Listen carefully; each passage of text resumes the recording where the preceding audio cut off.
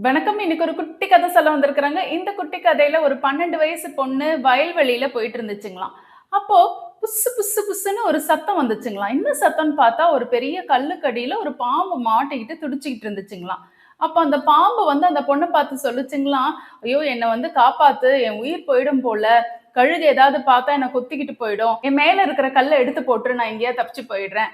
அப்படின்னு சொல்லுச்சுங்களாம். இந்த பொண்ணுக்கு அந்த பாம்ப பார்த்து ரொம்ப பரிதாபமா இருந்ததுனால, அந்த கல்ல எடுத்து போட்ட உடனே அந்த பாம்பு படம் எடுக்க ஆரம்பிச்சிருச்சுங்களாம், அந்த பொண்ண கொத்துறதுக்காக.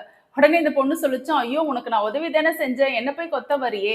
அப்படின்னு கேட்டுச்சுங்களாம். அதுக்கு அந்த பாம்பு சொல்லுச்சாம், "என்னுடைய குணம் கொத்துறது. இத என்னால மாத்திக்க முடியாது." அப்படின்னு சொல்லுச்சாம். இவங்க 2 பேருக்குள்ள நடக்கிற விஷயங்கள ஒரு ஓநாய் பார்த்துட்டு இருந்துச்சு. அந்த ஓநாய் வயல்வெளியில இருந்து வெளிய வந்துச்சு. வந்த உடனே இந்த பொண்ண பார்த்து என்ன விஷயம்னு கேட்டுச்சு. அந்த பொண்ணு நடந்த விஷயத்த சொல்ல தொடங்குச்சுங்களாம். அந்த பொண்ணு சொல்றது புரிஞ்சுக்காத மாரி நடிச்சுதான் ஓநாய். "நீ என்ன சொல்றேன்னு எனக்கு புரியலம்மா.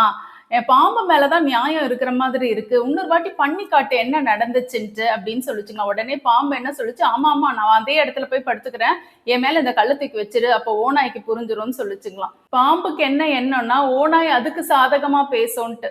அதனால பழையபடி என்ன ஆச்சு, அந்த பாம்பு அதே இடத்துல போய் படுத்துக்கிச்சாம். அந்த பொண்ணு கல்ல தூக்கி வச்சிருச்சுங்களாம். பாம்பால இனிமேல் நகர முடியாதாம். அந்த ஓநாய் பொண்ண பார்த்து சொல்லுச்சுங்களாம், "ஒரு நொடி கூட நீ இனிமேல் இருக்கக்கூடாது. இந்த இடத்த விட்டு ஓடி போயிடு" அப்படின்னு சொல்லுச்சுங்களாம். இந்த குட்டி கதையில இருந்து நம்மலாம் என்ன தெரிஞ்சுக்கலாம்னா, நம்ம ஒருத்தருக்கு உதவி செய்யணும்னு நினைக்கிறோம். அது ஒண்ணும் தப்பு கிடையாது. அந்த உதவிய நம்ம கிட்ட இருந்து வாங்கிக்கிறாங்க இல்லையா? அவங்க தகுதியான ஆட்களா? இல்ல அவங்களாலேயே நமக்கு ஆபத்து வருமா? நம்ம யோசிக்கணும் உதவி செய்யறதுக்கு முன்னாடி. இந்த குட்டி கதை உங்க எல்லாருக்கும் பிடிச்சிருக்கும்னு நினைக்கிறேன். அடுத்த குட்டி கதையில உங்களை சந்திக்கிறேன். நன்றி, வணக்கம்.